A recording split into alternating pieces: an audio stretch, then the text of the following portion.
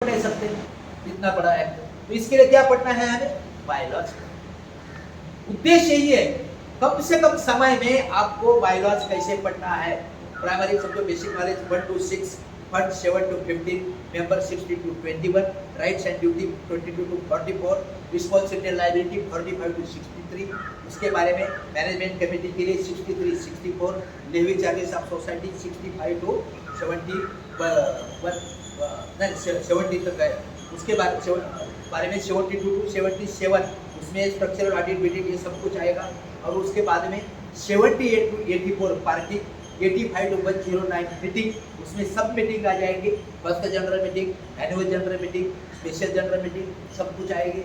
110 से 140 सोसाइटी का मैनेजमेंट कैसे चलाना है, कौन चला सकता है, चेयरमैन सेक्रेटरी का ड्यूटी रिस्पॉन्सिबिलिटी क्या है, उनको कौन से बायलॉज के आधार पर ये अधिकार दिए गए हैं, ये फंड कैसा ये करना चाहिए, इसके बारे में सब कुछ जानकारी आपको 110 to 140 तक मिलेगी। कौन से बुक्स एंड रिकॉर्ड्स मेंटेन करना चाहिए 141, 142। देखो आप अगर किसी को समझो कोई नया चेयरमैन बन गए, सेक्रेटरी बन गए या कोई मेंबर नया रहने के लिए आ गए हैं, सबको स्टडी होना जरूरी है। ये सोसाइटी हमारी है, जो सोसाइटी चलती है वो हमारे पैसे से चलती है। हर महीने में हम कॉन्ट्रीब्यूशन देते हैं, वो सही ढंग से खर्चा हो रहा है कि नहीं हो रहा है, सही ढंग से उसका यूटिलाइजेशन हो रहा है क्या, सही ढंग पे उसके इन्वेस्टमेंट हो रहा है क्या, ये सेविंग हो रहा है क्या नहीं हो रहा है, इसके बारे में देखना हमारा अधिकार है। लेकिन उसके साथ साथ में उसके बारे में कानून में मतलब एक्ट में और बायलॉज में प्रोविजन क्या है वो देखना चाहिए।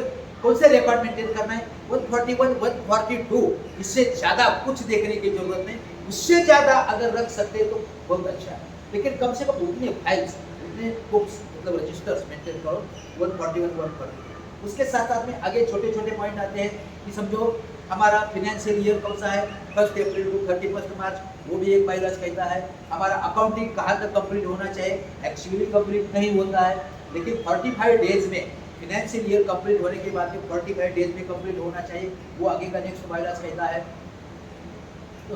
कैश इन हैंड 5000 रुपये से ज़्यादा नहीं होना चाहिए, एक बायलॉज कहता है। कैश पेमेंट 1500 रुपीज से नहीं करना चाहिए, लेकिन प्रैक्टिकली ये पॉसिबल नहीं होता है। अभी समझो कोविड की सिचुएशन में समझो ये सिक्योरिटी वाले हैं या जिसको समझो कहाँ बैंक में जा सकते थे, कोई एक दूसरे से मिल नहीं सकता था, तो कैश पेमेंट हम देते थे। लेकिन सिचुएशन उस वक्त तो गवर्नमेंट ने ही ऐसे मीटिंग सब बंद रखी थी, इलेक्शन स्टॉप किया था, बराबर है कि नहीं, मीटिंग स्टॉप की। तो जो सिचुएशन आए उनके तरफ से वो ठीक है, लेकिन हमारे तरफ से जब हो सके हमें वो बायलॉज का मतलब ये करना चाहिए।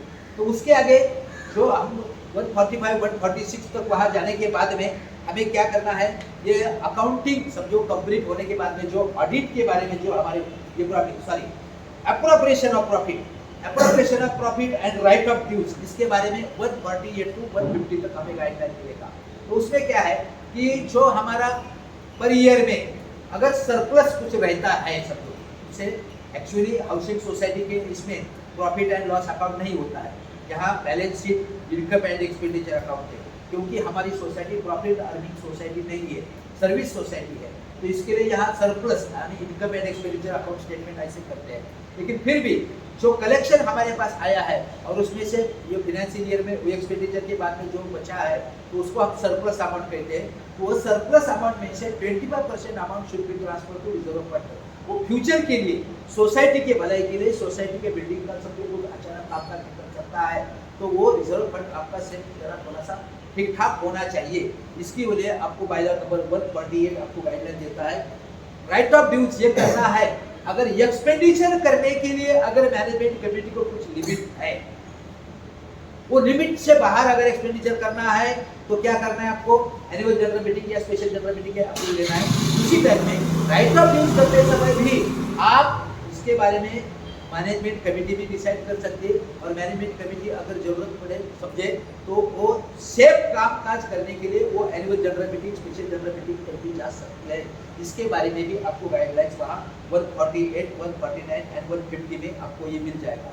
Audit of accounts of the society, audit मतलब कैसे करना चाहिए, ऑडिट के लिए ऑडिटर का अपॉइंटमेंट कभी करना चाहिए, एनुअल जनरल मीटिंग में करना चाहिए। किसको अपॉइंट करना चाहिए, जो ऑडिटर मतलब स्टेट गवर्नमेंट कोऑपरेटिव डिपार्टमेंट का जो पैनल है, वो पैनल के ऊपर जिसका नाम है उसमें से उसको करना चाहिए, अपॉइंट करना चाहिए। अपॉइंट शब्दों ये मीटिंग में अगर अपॉइंट किया 30 सितंबर तक हमारी मीटिंग है, तो 30 अक्टूबर तक हमारा लेटर एक्चुअली वहाँ रजिस्टर ऑफिस में जाना चाहिए। और वो जाता नहीं प्रैक्टिकली बीच में कोरोना के उस पीरियड में 2-3 साल तो सब जो मीटिंग भी पोस्टपोन की थी एनुअल जनरल मीटिंग, वो ठीक है, लेकिन ऑडिट के बारे में आपको जो जानकारी मिलेगी वो 151 टू 153 तक आपको वो ऑडिट के बारे में ये करेंगे। कन्वेंस के बारे में डिटेल सब जो बायोलॉजी में नहीं है, लेकिन इतना एक ही पॉइंट है कि कन्वेंस के लिए कोशिश करना, वो मतलब कौन कोशिश करेगा, सब कुछ जो कामकाज कर रहे हैं कौन कर रहे हैं, मैनेजमेंट। तो वो मैनेजमेंट कमेटी ने कामकाज करना चाहिए, इतना है। और कन्वेंस के बारे में अगर समझो लेक्चर चाहिए तो फिर बाद में वो उसके अलग अलग पॉइंट है, वो सब जो उसके जो क्या डॉक्यूमेंट्स लगते हैं वो डिटेल में जाएगा, तो उसके लिए कम से कम 1 आवर का एक जरूरी है। तो कम से कम इतना है कि बायोलॉजी में इतना गाइडलाइन है कि वो मैनेजमेंट कमेटी ने उसके लिए अब कैसा कामकाज करना चाहिए, finalisation of conveyance of the education of conveyance, ये इसके बारे में committees responsibility to maintain the society's property, इसके लिए आपको आएंगे बायलॉ नंबर 155। मतलब हमारी सोसाइटी की जो प्रॉपर्टी है वो सही ढंग से गुड कंडीशन में रखने की जिम्मेदारी वो मैनेजमेंट कमेटी की है। लेकिन ये सिर्फ मैनेजमेंट कमेटी की है और हम लोगों की नहीं है, तो काम को क्या करना है, ऐसा नहीं होना चाहिए। हमारी भी जिम्मेदारी है, मैनेजमेंट कमेटी हमारे लिए कामकाज करती है। हम लोगों ने सिलेक्ट करके इलेक्ट करके दे दिया इनको, तो मतलब उनको कोऑपरेट करना हमारा ये काम है। Inspection of the society's property for repairs, मतलब ये सोसाइटी की प्रॉपर्टी, मतलब उसका क्या सिचुएशन है, अभी क्या पोजीशन है, उसका लाइफ क्या है, कितना है, तो हम लोग नहीं जानते इसके बारे में। तो ये इंस्पेक्शन करके लेना एक्सपर्ट के तरफ से, तो मतलब थ्रू, तो वो इसकी जिम्मेदारी मतलब ये मैनेजमेंट कमेटी निभा सकती है। उसके लिए जो कुछ पेमेंट करना है वो करके देने का जिम्मेदारी ये है। Limits expenses on repair and maintenance, इसके बारे में तो है 25 मेंबर तक 25,000 है, 50 मेंबर तक 50,000 है, उससे आगे 51 टू आगे है जो 1 लाख है। और सबसे ज़्यादा खर्चा करने के तो prior April of annual general meeting और special general meeting should be taken, ये बायलॉ में इसके पहले ही आया है। उसके साथ साथ में जो अपना सोसाइटी का मतलब बिल्डिंग का जो भी कुछ काम रहेगा, वो काम के ऊपर सही ढंग से कामकाज हो रहा है, जो कॉन्ट्रैक्टर कामकाज कर रहा है उसके साथ में जो एग्रीमेंट हुआ है वो टर्म्स कंडीशन के आधार पर और क्वालिटी के आधार पर कामकाज हो रहा है कि नहीं, उसके बारे में देखने का अधिकार मैनेजमेंट कमेटी को है। इसके साथ साथ में हमारा रिपेयर्स के बारे में, कौन सा रिपेयर सोसाइटी के अधिकार में करना चाहिए, सोसाइटी ने करना चाहिए, और कौन सा रिपेयर वो मेंबर में ही करना चाहिए। अभी जो ये मैटर ही मतलब इतना इसके कारण भी आपस में लड़ाई झगड़े होते हैं, लेकिन इसके लिए हमेशा एक्सपर्ट का रिपोर्ट ही जरूरी है।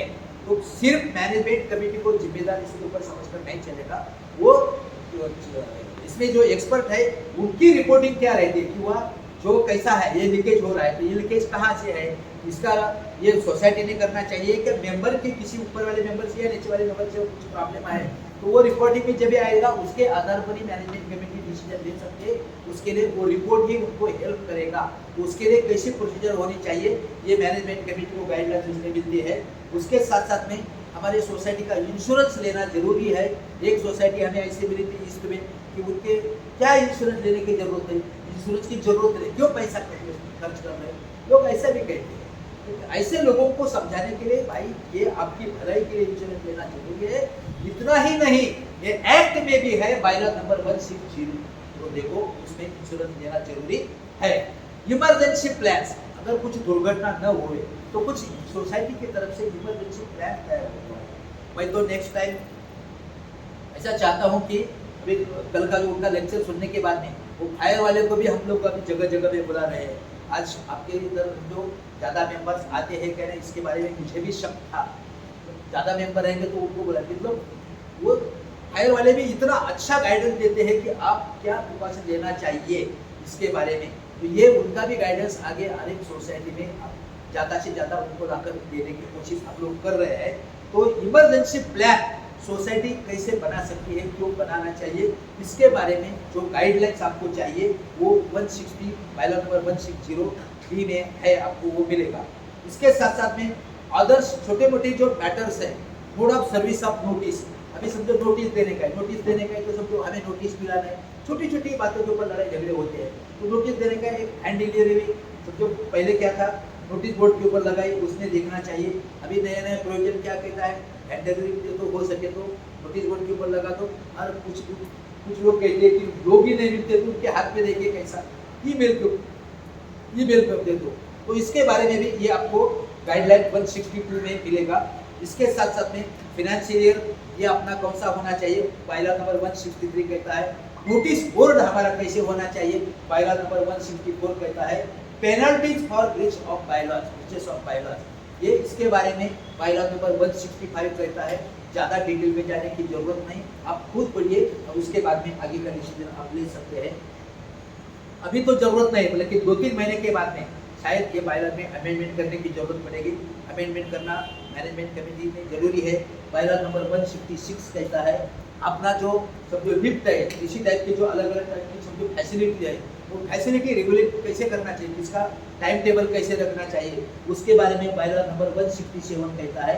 रेस्ट्रिक्शंस ऑन प्लेइंग गेम्स, अलग अलग सोसाइटी में क्या है, बच्चे लोग खेलते हैं, बच्चे लोग खेले लेकिन खेलते समय कुछ दुर्घटना ना हो, इधर से बॉल मारा उधर बॉल लग रहा है, किसी को चला गया हो, ऐसी दुर्घटना ना हो, ऐसे न होना चाहिए। तो इसके लिए कुछ नियम बनाए हैं, उसके लिए भी आपको जो गाइडलाइन मिलेगी जो है 168 में आपको मिलेगी। लेटिंग out common spaces, common spaces हम किसी को इमारत में दे सकते हैं क्या, ये कर सकते हैं क्या, उसके बारे में कोई एक्सपर्ट क्या कहता है उसके ऊपर भरोसा मत रखो, बायलॉज क्या कहता है, बायलॉ नंबर 169 आप उसमें पढ़ सकते हैं।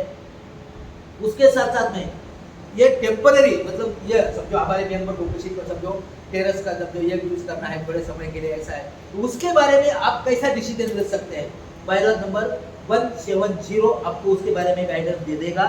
और जो लोगों को मतलब मुझे ये डॉक्यूमेंट चाहिए सोसाइटी की तरफ से, मुझे ये चाहिए, आरटीआई करते हैं, मुझे ये चाहिए वो चाहिए, तो उनको पर पेज कितना रुपीज ये समझो ये पेमेंट लेना चाहिए, तो उसके बारे में fees for supply of copies of documents, इसके बारे में बायलॉ नंबर 171 आपको गाइडेंस दे देगा। इसके साथ साथ में छोटी मोटी जो कंप्लेंट्स आती है, तो कंप्लेंट्स के आने के बाद में कैसे मैनेजमेंट कमेटी काम करेगी, bylaw number 171 clear cut guidance देता है।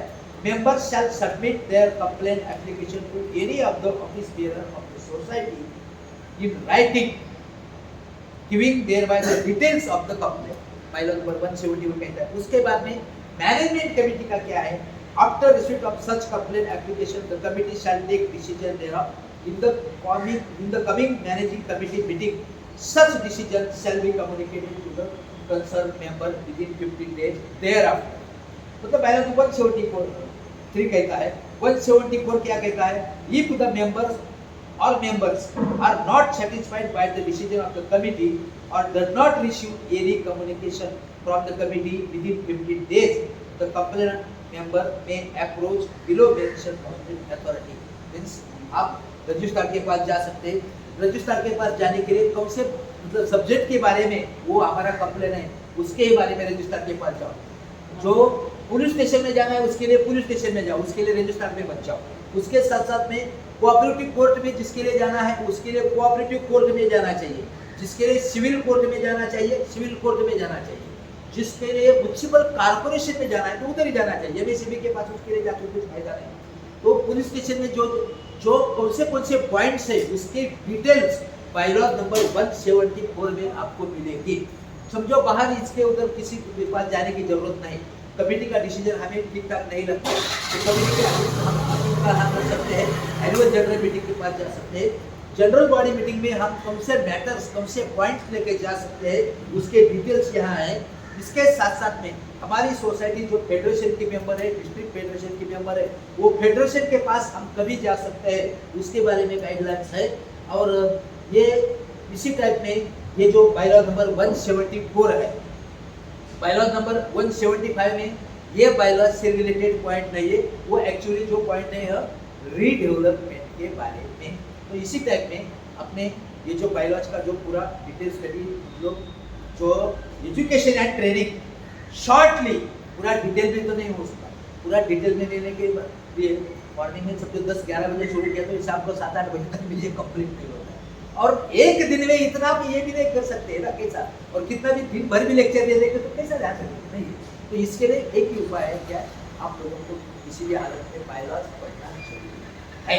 तो मेहरबानी कीजिए, एजुकेशन एंड ट्रेनिंग के लिए आप लोग जो बैठे हैं, आप खुद बायोलॉजी ज़्यादा से ज़्यादा पढ़ने की कोशिश करो, स्टडी करो, बाकी सबको समझाओ, सबको एजुकेशन एंड ट्रेनिंग लेने के लिए, मतलब ये बायोलॉजी पढ़ने के लिए आप प्रेरित करो। ये क्यों जरूरी है, इसकी वजह से आपका ये बेनिफिट हो सकता है, ये इसलिए आपके लिए है। एक दूसरे को समझाओ और सभी मिलकर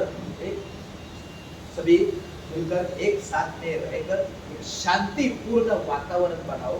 कल मैं जो किरण फेडरेशन में एक जगह पे कोई सेक्रेटरी मतलब कैसे कामकाज करना चाहिए, कैसे फाइलिंग होना चाहिए, तो इसके बारे में एक सब्जेक्ट निकाला था कि हो सकता है कि कैसा सेक्रेटरी है, मतलब मैंने मुझे कुछ भी पता नहीं, सभी मैनेजर देखेगा, ऐसा नहीं है। सेक्रेटरी भी सभी काम में, मतलब पूरे काम में कौन सा फाइलिंग किधर है, क्या है, मन लगा के हृदय पूर्वक कामकाज करेंगे तो सब कुछ हमें रिजल्ट अच्छा ही मिलेगा।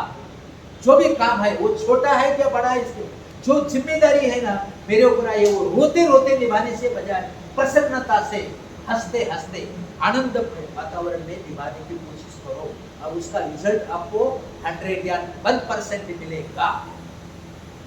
कौन क्या कहता है इसके बारे में मत सोचो, अपने को छोटा बड़ा कुछ भी मत समझो। मुझे जो रोल मिला है, जो जिम्मेदारी अभी मेरे ऊपर आई है, वो मैं बस हंसते हंसते निभाऊंगा, प्रामाणिकता से निभाऊंगा। इतनी कोशिश करने के बाद में हमें कुछ भी, किसी की भी मतलब डर की, कुछ भी तकलीफ की मतलब डरने की जरूरत नहीं है, कुछ भी नहीं बिगड़ेगा। आपके हाथों से सबका भला होगा और सबका ब्लेसिंग, गुड विशेष आपको जरूर मिलेंगे, और सबके साथ में हम लोगों का भी भला हो जाएगा, कल्याण हो जाएगा। आपके सोसाइटी का नाम ऐसे आदर्श रहे, आपकी सोसाइटी में शांतिपूर्ण वातावरण रहे, आप सबका मतलब कोऑपरेशन एक दूसरे को मिलते रहे। हमें मिला है, आपने जो कोऑपरेट किया है, आपने जो बहुमूल्य समय अभी तक दे दिया है, इसके लिए मैं आप सभी लोगों को धन्यवाद देना चाहता हूँ। जय हिंद, जय महाराष्ट्र, जय सब।